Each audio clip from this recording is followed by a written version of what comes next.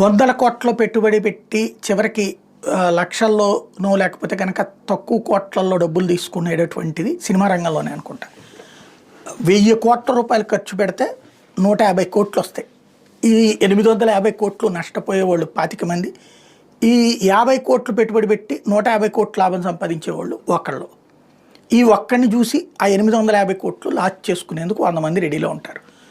ఇదే సినిమా యొక్క గొప్పతనం, సినిమా సాధిస్తున్నటువంటి సక్సెస్. మొన్ననే చెప్పుకున్నాం, ఏదైతే కన్నప్ప సినిమా అయితే అద్భుతంగా ఉంది కానీ ఆశించిన రెవెన్యూ రాలేదు, ఆయన 100 కోట్ల దాకా నష్టపోయారు మోహన్ బాబు గారు అన్నటువంటి ప్రచారాన్ని. ఇప్పుడు కుబేరా సినిమాకి సంబంధించి 120 కోట్లు ఖర్చు పెట్టారు సినిమా తీయడానికి. అటు ధనుష్ కావచ్చు, నాగార్జున కావచ్చు, అంతా పాన్ ఇండియా కాన్సెప్ట్తోనే తీస్తున్నారు. పాన్ ఇండియా అప్పట్లో సక్సెస్ అయిన ఇప్పుడు ఆశించినట్టుగా అవ్వట్లేదు. 28 రోజులకి సుమారు